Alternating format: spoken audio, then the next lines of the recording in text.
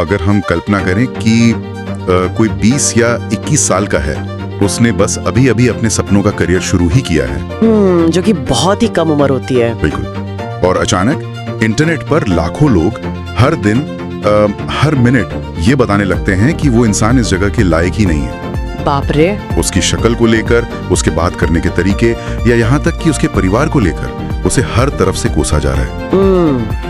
ज्यादातर लोग, चाहे वे कितने भी मजबूत क्यों ना हो, ऐसे लगातार होने वाले मानसिक प्रहार से टूट जाते हैं। मतलब ये बर्दाश्त करना आसान नहीं है। राइट। लेकिन अगर वही इंसान सिर्फ 6-7 साल के भीतर खुद को करोड़ों डॉलर के ब्रांड में बदल दे, तो फोर्ब्स की लिस्ट में अपनी जगह बना ले और दुनिया के सबसे बड़े लग्जरी ब्रांड्स का चेहरा बन जाए, तो वो सिर्फ एक बॉलीवुड गॉसिप नहीं रह जाती, वो एक बहुत ही गंभीर केस स्टडी बन जाती है। बिल्कुल सही कहा। मतलब ये रेजिलियंस की स्टडी है, मुश्किलों से बाउंस बैक करने की, और इस डिजिटल युग में अपनी कमियों को ही अपना सबसे बड़ा हथियार बना लेने की। एग्जैक्टली। और आज के हमारे इस डीप ड्राइव का विषय ठीक यही है। आज हम बॉलीवुड अभिनेत्री अनन्या पांडे के 2019 से लेकर मार्च 2026 तक के सफर को डिकोड करने वाले हैं। ये बहुत ही दिलचस्प विषय होने वाला है ना? और इस कहानी को समझने के लिए हमारे पास डेटा और स्रोतों का एक बहुत ही शानदार कलेक्शन है। हम हाइपोडिटर के लेटेस्ट इंस्टाग्राम एनालिटिक्स को देखेंगे। हाँ, वो डेटा बहुत जरूरी है। बिल्कुल। साथ ही बी अ पेरेंट यार नाम की यूट्यूब चैनल पर आए एक बेहद दिलचस्प इंटरव्यू का विश्लेषण करेंगे। और इसके अलावा विकिपीडिया पेज, डेक्कन क्रॉनिकल और द हॉलीवुड रिपोर्टर इंडिया जैसे पब्लिकेशंस की रिपोर्ट्स भी हमारे पास हैं। और हमारा आज का जो मिशन है वो ये समझना है कि कैसे नेपोटिज्म या भाई भतीजावाद के भयंकर विवाद और भारी ट्रोलिंग के बीच अपना डेब्यू करने वाली एक युवा स्टार ने खुद को साबित किया। बिल्कुल, खुद को एक सीरियस एक्टर के तौर पर एस्टैब्लिश किया। कैसे वे फोर्ब्स 30 अंडर 30 की लिस्ट तक पहुंची और अप्रैल 2025 में शनेल जैसी ग्लोबल लग्जरी ब्रांड की पहली भारतीय एम्बेसडर बनी। Wow, Chanel. हाँ, ये जानना सच में बहुत दिलचस्प है कि इस पूरी जर्नी के पीछे की रणनीति असल में क्या थी। और ये कहानी सिर्फ सिनेमा प्रेमियों के लिए नहीं है यार, ये असल में इस बात के केस स्टडी है कि जब पूरी दुनिया आपको किसी एक सांचे में फिट करके खारिज कर देना चाहती हो, तब आप अपनी जगह कैसे बनाते हैं। राइट, अपनी एक अलग निश कैसे बनाते हैं। तो चलिए कहानी की शुरुआत करते हैं 2019 से, जब उन्होंने डेब्यू किया था। हाँ, यही वो साल था जब उन्होंने film student of the year 2 से बॉलीवुड में कदम रखा था। फिल्म आते ही जो सबसे पहली चीज उनके साथ चिपकी वो था नेपो बेबी का टैग। और इस टैग ने उनके शुरुआती करियर पर एक बहुत भारी परछाई डाल दी थी। बिल्कुल डालती थी। इसी कॉन्टेक्स्ट में बी अ पेरेंट यार का वो यूट्यूब इंटरव्यू बहुत अहम हो जाता है। इस इंटरव्यू में वो बहुत ही खुले तौर पर एक बात स्वीकार करती हैं। क्या कहती हैं वो मानती हैं कि चंकी पांडे की बेटी होने के नाते उन्हें इंडस्ट्री में कमरों में एंट्री जरूर मिली। मतलब उन्हें उन प्रोड्यूसर्स और डायरेक्टर्स से मिलने का मौका मिला जहां तक पहुंचने में किसी आउटसाइडर की पूरी उम्र निकल जाती है। हाँ, ये तो एक कड़वा सच है। बिल्कुल, लेकिन यहाँ उनका रवैया ध्यान देने लायक है। वे इस पहचान को छुपाने की कोशिश नहीं करती। वे कैमरा पर कहती हैं कि उन्हें अपने परिवार पर गर्व है और वे इसे किसी शर्मिंदगी का कारण नहीं मानती। रुको, मैं यहाँ थोड़ा पुश बैक देना चाहूंगा। अच्छा, बताइए। मतलब कैमरे पर बैठकर ये कहना कि हाँ, मुझे मेरे प्रिविलेज से फायदा हुआ और मैं शर्मिंदा नहीं हूँ, क्या सिर्फ इतना कह देना काफी है? पॉइंट है। मतलब ये तो ऐसा है जैसे आप किसी फ्रैक्चर पर बस एक छोटी सी बैंडेड लगा रहे हो। एक तरफ तो आप सच बोल रहे हैं जो सुनने में बहुत अच्छा लगता है, लेकिन उसका जो भार है वो तो रहता ही है। एग्जैक्टली। जब आपको इंटरनेट पर दिन रात नेपो बेबी कहकर कोसा जा रहा हो तो वो प्रिविलेज एक बहुत बड़ा बोझ बन जाता है। आपको तो कमरे में एंट्री मिल गई, लेकिन उस कमरे में बैठे सारे लोग आपको जज कर रहे हैं। और बाहर खड़ी पूरी जनता भी। बिल्कुल, सब आपको इस नजर से देख रहे हैं कि चलो देखते हैं तुम कब फेल होती हो। हर एक गलती को 10 गुना बढ़ा करके देखा जाएगा। ये बहुत ही बेहतरीन ऑब्जर्वेशन है। मतलब प्रिविलेज आपको अवसर दे सकता है, लेकिन वो आपको रिस्पेक्ट या सम्मान नहीं दिला सकता। कभी नहीं। सम्मान तो कमाना ही पड़ता है, और जब आप पर पहले दिन से ही इतनी बारीक नजर रखी जा रही हो तो जो दबाव होता है वो जानलेवा हो सकता है। बिल्कुल सही बात है। इसी YouTube इंटरव्यू में चंकी पांडे अपने खुद के स्ट्रगल की कहानी शेयर करते हैं जो इस दबाव को एक नया नजरिया देती है। वे बताते हैं कि 1993 में आंखें जैसी मैसिव ब्लॉकबस्टर फिल्म देने के बावजूद आंखें तो उस वक्त की सबसे बड़ी फिल्मों में से एक थी यार। बिल्कुल बहुत बड़ी हिट थी। और फिर भी एक वक्त ऐसा आया जब इंडस्ट्री ने उन्हें पूरी तरह से किनारे कर दिया था। उनके पास कोई काम नहीं था। वाह, ये तो काफी हैरान करने वाला है। सर्वाइव करने के लिए चंकी पांडे को बांग्लादेश जाना पड़ा। वहाँ फिल्में करनी पड़ी, छोटे मोटे इवेंट्स करने पड़े और यहाँ तक कि घर चलाने के लिए रियल एस्टेट में भी काम करना पड़ा। सीरियसली? हाँ, ये किस्सा इस बात का सबूत है कि इस इंडस्ट्री में आपका सरनेम आपको 1 या 2 फिल्में तो दिला सकता है, लेकिन वो आपका करियर सस्टेन नहीं कर सकता। इंडस्ट्री बहुत ही क्रूर है। और ये क्रूरता उन्होंने अपने शुरुआती करियर में बहुत करीब से देखी भी है, खासकर जब लाइगर जैसी बड़े बजट की फिल्में बॉक्स ऑफिस पर औंधे मुगी। लाइगर तो बहुत बुरी तरह पिटी थी। हाँ, और इंटरनेट ने उन्हें बुरी तरह से ट्रोल किया। उस इंटरव्यू में ये बात सामने आई कि एक समय वे इन नेगेटिव कमेंट्स को पढ़कर रोने लगती थीं। कोई भी रो देगा यार। सोचिए, आपकी हर एक फ्लॉप फिल्म पर लाखों लोग मीम्स बना रहे हैं और खुश हो रहे हैं। ये कितना मेंटली ड्रेनिंग होगा। लेकिन यहीं पर चंकी पांडे की एक ओल्ड स्कूल शोबिज सलाह काम आई। उन्होंने उनसे कहा कि हर खबर अच्छी खबर है, मतलब all news is good news. अच्छा, ये तो बहुत ही क्लासिक पीआर अप्रोच है। बिल्कुल। इस वाक्य का मतलब यह है कि जब तक लोग आपके बारे में बात कर रहे हैं, आप चर्चा में हैं। जिस दिन लोग आपके फेल होने पर भी बात करना बंद कर देंगे, असली हार उस दिन होगी। वाओ, और शायद इसी वजह से उन्होंने स्ट्रोलिंग के आगे घुटने टेकने के बजाय उसे एड्रेस करने का फैसला किया।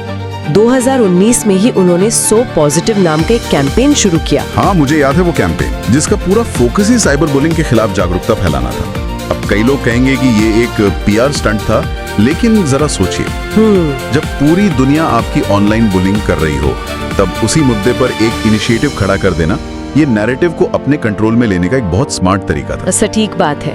ये सिर्फ पीआर नहीं था, ये खुद को एक विक्टिम की जगह से निकालकर एक एक्टिविस्ट की जगह पर खड़ा करने की कोशिश थी। राइट। लेकिन फिर भी आप सिर्फ कैंपेन्स के दम पर एक सफल एक्टर नहीं बन सकते। आपका असल काम तो स्क्रीन पर ही दिखेगा। बिल्कुल, स्क्रीन प्रेजेंस ही सब कुछ है अंत में। और यहीं से उनकी जर्नी का सबसे महत्वपूर्ण टर्निंग पॉइंट शुरू होता है, जिसे हम उनका स्ट्रीमिंग रिनेसा कह सकते हैं। स्ट्रीमिंग रिनेसा, ये टर्म मुझे पसंद आया। है ना? लाइगर जैसी टिपिकल मासी फिल्मों की असफलता ने ये साफ कर दिया था कि वो रास्ता उनके लिए नहीं बना है। एकदम सही। मैं इसे एक अलग नजरिए से देखता हूँ। बताइए। ये कोई ताला चाबी वाला खेल नहीं है कि एक चाबी फिट नहीं हुई तो दूसरी लगा ली। ये असल में एक एल्गोरिदम की तरह है। एल्गोरिदम कैसे? देखिए, जब तक आप किसी सिस्टम में गलत डेटा फीड करेंगे, वो क्रैश ही होगा। जब वे उन टिपिकल लार्जर देन लाइफ मासी फिल्मों का हिस्सा बन रही थी, तो उनका खुद का असल व्यक्तित्व, उनका जो अर्बन जेनजी डेटा था, वो उन रोल्स के साथ बिल्कुल मैच नहीं कर रहा था। ओह, मैं समझ रही हूँ आप क्या कह रहे हैं। लेकिन जैसे ही उन्होंने अपनी खुद की रियलिटी का डेटा अपनी एक्टिंग में डालना शुरू किया, अचानक उनका पूरा एल्गोरिदम परफेक्ट रिजल्ट देने लगा। और इस नए एल्गोरिदम की शुरुआत हुई 2022 में आई फिल्म गहराइयों से। हाँ, गहराइयाँ। यहाँ शकुन बत्रा जैसे डायरेक्टर का जिक्र करना बहुत जरूरी है। इस फिल्म ने उन्हें उनका प्रोसेस खोजने में मदद की। अब यहाँ ये समझना जरूरी है कि प्रोसेस खोजने का तकनीकी रूप से मतलब क्या होता है। हाँ, प्लीज इसे थोड़ा समझाइए, क्योंकि अक्सर लोग सोचते हैं कि एक्टिंग बस सेट पर जाकर डायलॉग बोलने का नाम है। राइट। तो गहराइयाँ से पहले वे खुद मानती हैं कि वे बस एक डायरेक्टर की एक्टर थीं।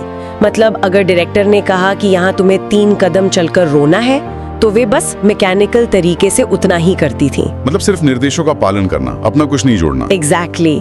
वो सिर्फ नकल कर रही थीं। लेकिन शकुन बत्रा ने उन्हें उस किरदार के दिमाग के अंदर जाना सिखाया।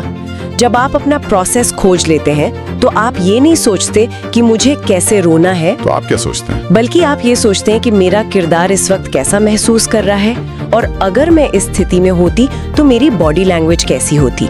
ये बाहर से अंदर की ओर जाने के बजाय अंदर से बाहर की ओर आने वाली एक्टिंग है। वाह, ये बहुत ही डीप है।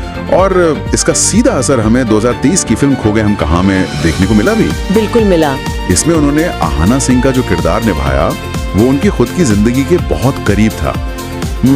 एक ऐसी लड़की जो बाहर से तो सोशल मीडिया पे एकदम परफेक्ट दिखना चाहती है, लेकिन अंदर से असल जिंदगी की उलझनों और हार्ट ब्रेक से जूझ रही है। और इसी ऑथेंटिसिटी का कमाल था कि इस रोल के लिए उन्हें फिल्म फेयर OTT का बेस्ट एक्ट्रेस अवार्ड मिला, क्रिटिक्स चॉइस में। क्या बात है, ये कोई छोटी बात नहीं है यार। बिल्कुल नहीं। इसके बाद कॉल मी बे जैसी series I. The Hollywood reporter India ने हाल ही में कंफर्म किया है कि इसका दूसरा सीजन अब श्रुति हासन के साथ आने वाला है। ओह नाइस, वो सीरीज काफी मजेदार थी। हाँ, फिर उनकी फिल्म कंट्रोल आई, जो पूरी तरह से आर्टिफिशियल इंटेलिजेंस और डेटा प्राइवेसी जैसे आज के जमाने के मुद्दों पर आधारित थ्रिलर थी। उस फिल्म का कॉन्सेप्ट बहुत सॉलिड था। इन प्रोजेक्ट्स ने क्या किया? इन प्रोजेक्ट्स ने दर्शकों के दिमाग में ये बात फिक्स कर दी कि अगर आपको शहरी, मॉडर्न और डिजिटल युग के कॉन्फ्लिक्ट्स वाली कोई कहानी कहनी है तो वो उसके लिए एक बहुत ही नेचुरल चॉइस है। मतलब उन्होंने फाइनली अपनी एक सही नीश ढूंढ ली थी। राइट, लेकिन यहाँ कहानी एक और करवट लेती है। फिल्म इंडस्ट्री का एक दस्तूर है कि जब आपको अपनी कोई सुरक्षित जगह मिल जाती है तो आप बस उसी में खेलते रहना चाहते हैं। हाँ, लोग रिस्क लेना बंद कर देते हैं। बिल्कुल, लेकिन अप्रैल 2025 में कुछ ऐसा हुआ जिसने सबको चौंका दिया। हम बात कर रहे हैं उनकी फिल्म केसरी चैप्टर 2 की। ये फिल्म उनकी उस बनी बनाई अर्बन इन्फ्लुएंसर वाली इमेज से बिल्कुल उलट थी।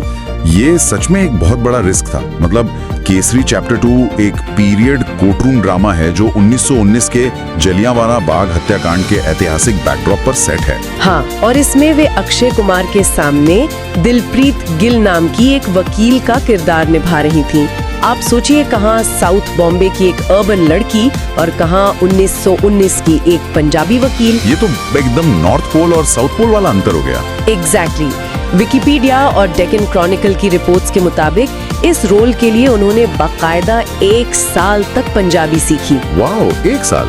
और सिर्फ भाषा ही नहीं, मैंने पढ़ा था कि उन्होंने असली महिला वकीलों को शैडो भी किया था, मतलब उन्हें ऑब्जर्व किया था। हाँ बिल्कुल। अब यहाँ मुझे ये जानना है कि किसी असली वकील को शैडो करने से कैमरे के सामने एक एक्टर की परफॉर्मेंस में असल में क्या बदलता है? बहुत कुछ बदलता है यार। मतलब जब आप किसी असली पेशेवर को ऑब्जर्व करते हैं तो आप सिर्फ उनके डायलॉग डिलीवरी का तरीका नहीं सीखते। तो और क्या क्या नोटिस करते हैं? आप ये देखते हैं कि वे पन्नों को कैसे पलटते हैं, जिरा करते वक्त उनकी आंखों में कैसा ठहराव होता है। जब सामने वाला वकील उन पर हावी होने की कोशिश करता है तो उनकी बॉडी लैंग्वेज कैसे खुद को डिफेंड करती है। ये बहुत ही माइन्यूट डिटेल्स हैं। अदालत में वकील ड्रामा नहीं करते, वे तथ्यों पर बात करते हैं। यही वो ठहराव था जो उन्हें दिलप्रीत गिल के किरदार के लिए चाहिए था। अमेजिंग। और इस मेहनत का फल भी उन्हें मिला। डेक्कन क्रॉनिकल की क्रिटिक रिव्यू ने बहुत साफ शब्दों में लिखा कि इस 26 वर्षीय अभिनेत्री ने अपने सभी आलोचकों को पूरी तरह से खामोश कर दिया है। ये एक बहुत बड़ा स्टेटमेंट है किसी क्रिटिक की तरफ से। बिल्कुल। और सबसे बड़ी बात, उस रिव्यू में उनकी तुलना आलिया भट्ट से की गई। आलिया, जो हाईवे से लेकर गली बॉय और कमर्शियल फिल्मों के बीच एक गजब का संतुलन बनाने के लिए जानी जाती हैं। किसी भी युवा एक्टर के लिए ये एक बहुत बड़ा वैलिडेशन है। यकीनन। ये दिखाता है कि उन्होंने अपनी कमजोरियों पर वाकई में काम किया है। लेकिन इस सफलता के बीच एक बहुत ही रियलिटी चेक भी है। कैसा रियलिटी चेक? विकिपीडिया के अनुसार 2025 में ही केसरी 2 के अलावा उनकी एक और फिल्म आई थी, तू मेरी मैं तेरा। ओह हाँ, वो फिल्म। और वो फिल्म बॉक्स ऑफिस पर बुरी तरह फ्लॉप हो गई। राइट। और यहीं पर मेरे दिमाग में एक सवाल आता है। बताइए। जब आप इतना बड़ा रिस्क लेते हैं और एक तरफ तो आपको क्रिटिक से जमकर तारीफ मिलती है, लेकिन उसी साल आपकी दूसरी फिल्म फ्लॉप हो जाती है, तो क्या ये असफलताएं आपको जमीन पर टिकाए रखने का काम करती हैं? बिल्कुल करती हैं। मतलब क्या ये याद दिलाती हैं कि इस इंडस्ट्री में कोई भी फॉर्मूला हमेशा काम नहीं करता? 100%। बॉलीवुड में अनिश्चितता ही एकमात्र ऐसी चीज है जो निश्चित है। एक फ्लॉप फिल्म ये सुनिश्चित करती है कि आप कंप्लेसेंट यानी आत्मसंतुष्ट ना हो जाए। हाँ, हवा में ना उड़ने लगे। एग्जैक्टली। ये आपको याद दिलाती है कि हर शुक्रवार एक नई परीक्षा है। आप अपनी पिछली हिट के भरोसे अपनी अगली फिल्म नहीं चला सकते। इसी वजह से एक अच्छा कलाकार हमेशा सीखने के मोड में रहता है। बहुत सही कहा। अब बात करते हैं इस पूरी तस्वीर के उस हिस्से की जो अक्सर कैमरे के पीछे काम करता है, लेकिन किसी भी स्टार की असली पावर वही तय करता है। अब ब्रांड्स और फाइनेंस की बात कर रहे हैं ना? बिल्कुल। मैं बात कर रहा हूं उनके ग्लोबल आइकॉन बनने और उनके वित्तीय साम्राज्य की। क्योंकि बॉक्स ऑफिस तो बस एक हिस्सा है, असली गेम तो ब्रांड्स और डिजिटल स्पेस में चल रहा आज की डेट में। हाँ, और इसका सबसे बड़ा प्रमाण हमें अप्रैल 2025 में मिला, द हॉलीवुड रिपोर्टर इंडिया और अन्य पब्लिकेशंस के अनुसार उन्हें मशहूर फ्रेंच लग्जरी ब्रांड शैनेल की पहली भारतीय ग्लोबल ब्रांड एम्बेसडर घोषित किया गया। ओह यार, ये बहुत बड़ी बात है। मतलब शैनेल जैसा ब्रांड किसी को भी अपना चेहरा ऐसे ही तो नहीं बना लेता। सही कहा।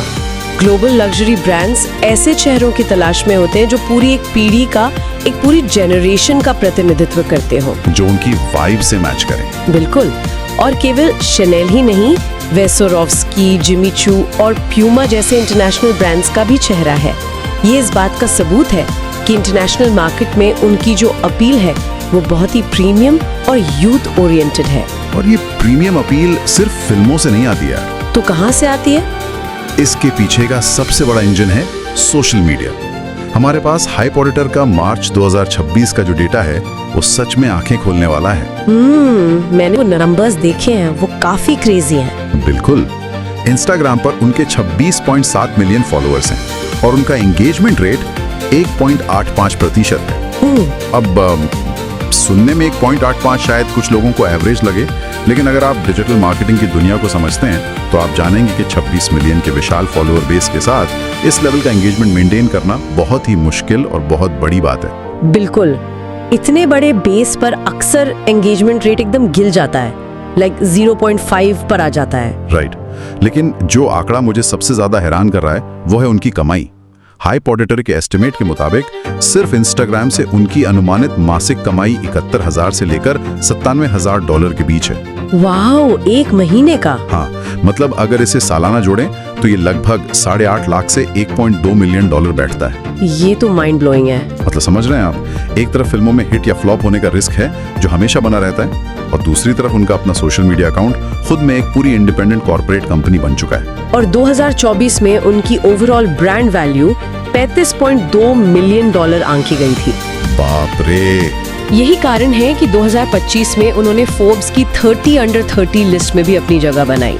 अगर हम इस पूरे परिदृश्य को देखें तो ये एक बहुत ही शानदार फुल सर्कल मोमेंट है। फुल सर्कल मोमेंट कैसे?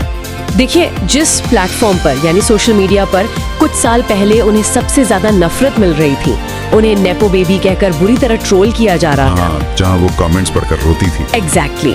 आज उसी प्लेटफॉर्म को उन्होंने पूरी तरह से मोनेटाइज कर लिया है। आज वही सोशल मीडिया उनके लिए हर महीने लाखों डॉलर कमाने का और शैनेल जैसे इंटरनेशनल ब्रांड्स तक पहुंचने का सबसे शक्तिशाली हथियार बन गया है। वाओ। उन्होंने अपनी कमजोरी और आलोचनाओं को शाब्दिक अर्थों में एक करोड़ों के साम्राज्य में बदल दिया है। ये तो किसी भी बिजनेस स्कूल के लिए परफेक्ट केस स्टडी हो सकती है। लेकिन इस पूरे करोड़ों के कॉर्पोरेट साम्राज्य के बीच एक बहुत ही मानवीय और प्यारा पहलू भी है जो हमें भूलना नहीं चाहिए। कौन सा पहलू? पेरेंट यार के उसी YouTube इंटरव्यू में चंकी पांडे ने एक बहुत ही मजेदार बात कबूल की थी। अच्छा, क्या कहा था उन्होंने? उन्होंने बताया कि वे इंस्टाग्राम पर बिना कुछ पढ़े समझे बस अपनी बेटी की हर फोटो और पोस्ट को लाइक कर देते हैं। हाँ, ये मैंने भी सुना था, और कई बार तो इसकी वजह से विवाद भी खड़ा हो जाता है क्योंकि उन्हें कॉन्टेक्स्ट ही नहीं पता होता कि पोस्ट किस बारे में। बिल्कुल, वो बस ब्लाइंडली लाइक कर देते हैं। और उसी इंटरव्यू में वे मजाक में कहते हैं कि उनकी दिली ख्वाहिश है कि उनकी बेटी कोई 1000 करोड़ की ब्लॉकबस्टर फिल्म करे और ऑस्कर जीत कर लाए। ये बहुत ही टिपिकल देसी डैड वाली वाइब है ना? ये किस्सा हमें याद दिलाता है कि इस सारी तड़क भड़क, ग्लोबल एंडोर्समेंट्स और ट्रोलिंग के शोर के पीछे वो आज भी एक पिता की बेटी है। बिल्कुल। एक ऐसा पिता जो अपनी बेटी की हर छोटी बड़ी उपलब्धि पर बिना कुछ सोचे समझे बस गर्व महसूस करता है। ये उस पूरे स्टारडम को बहुत ही ह्यूमन और ग्राउंडेड बना देता है। बहुत सही कहा आपने। तो अगर हम इस पूरे डीप डाइव को समेटें तो हम असल में क्या देखते हैं? आप बताइए। ये केवल एक स्टार किड के सफल होने की कोई साधारण कहानी नहीं है।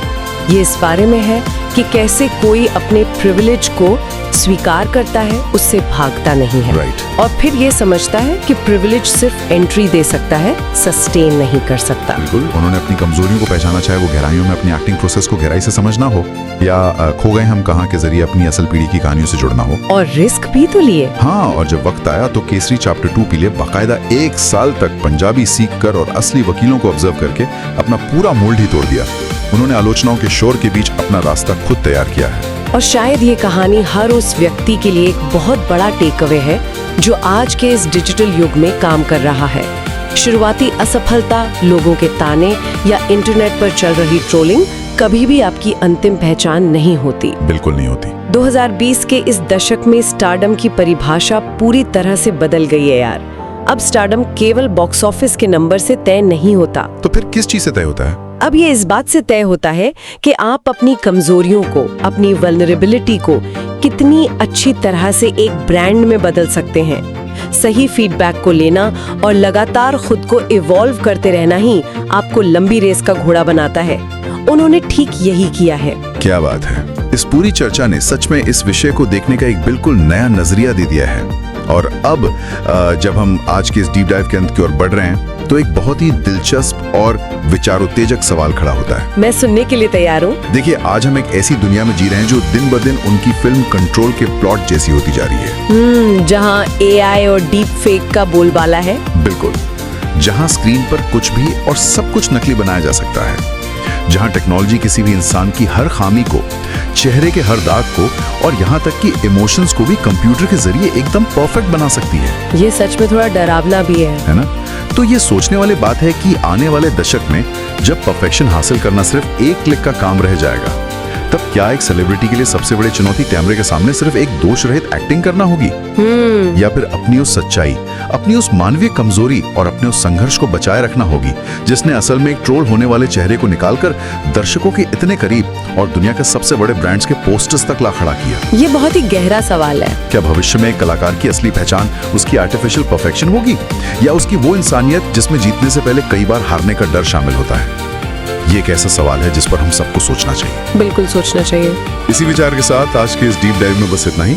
इस बारे में खुद विचार कीजिएगा। मिलते हैं अगली बार एक नए विषय और एक नई चर्चा के साथ।